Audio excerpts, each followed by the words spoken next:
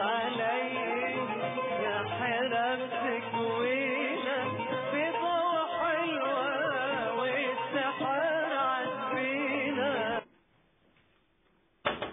تفضل. مساء الخير. مساء الخيرات، ان شاء الله الف مبروك يا عريس. الله يبارك فيكي، اللهم صل على النبي، اللهم صل على النبي. شو هالجمال هذا؟ في امكانكم تنزلوا عريسنا، عروستك صارت جاهزه. لا لا لا لا، خليكي لا تتحركي، رايح اجيب لك المفاجأة. عقد الماس بجنن. لحظة. شكرا شكرا. ايه ان شاء الله ما تعطيني يا رب. طالع بارد العقل. شكرا، لحظة راجع. تفضلي مدام. يسلموا ايديكي. تفضلي عروستنا. تفضلي. شكرا. ان شاء الله الف مبروك. الله يبارك فيكي.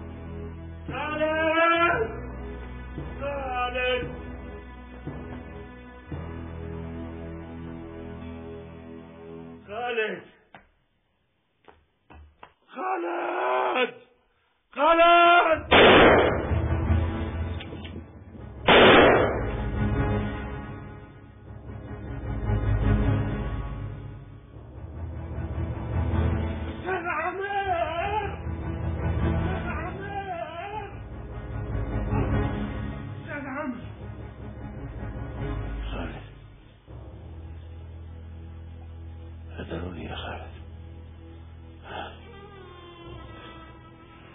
عبير أماني برقبتك يا خالد.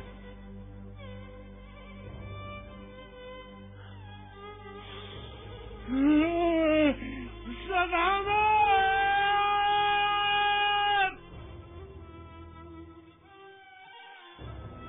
أنا ما بآمن بالثار، بس والله لا أخذ بثارك.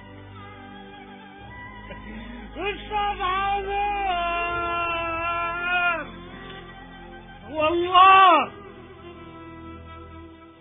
والله لا أخذ بثارك.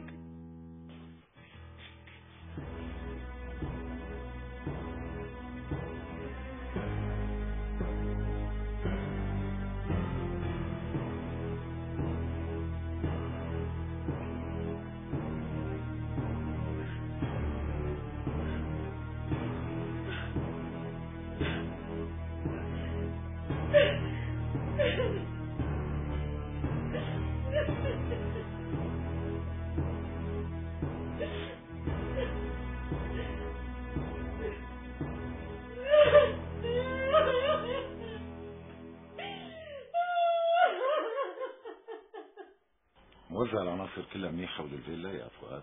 طبعا سيدي، الله يرضى عليك، ما بدي حدا يطلع او يفوت الا نعرف مين هو. ولا يهمك سيدي. عميد أسامة، سيدي لسه ما وصل الطبيب الشرعي والمصور؟ لحظاته بيكونوا هون. انت صار لك فترة طويلة هون، فشو انطباعك عن المجني عليه؟ والله الرجل رزين وما له مشاكل وسمعته طيبة، بس معاملاته كثيرة.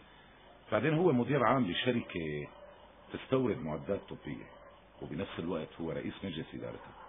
حسب ما سمعت مصاب ببعض الأوجاع، وبال 60 من عمره. واليوم كان عرسه. الحياة الحياة وحب الحياة سيدي. اخذتوا عناوين الناس اللي كانوا بالحفلة؟ طبعا اخذنا عناوينهم واسمائهم. طيب ما قلت لك يا فؤاد؟ نعم. لا تخلي القاضي يحكي علينا. اكيد.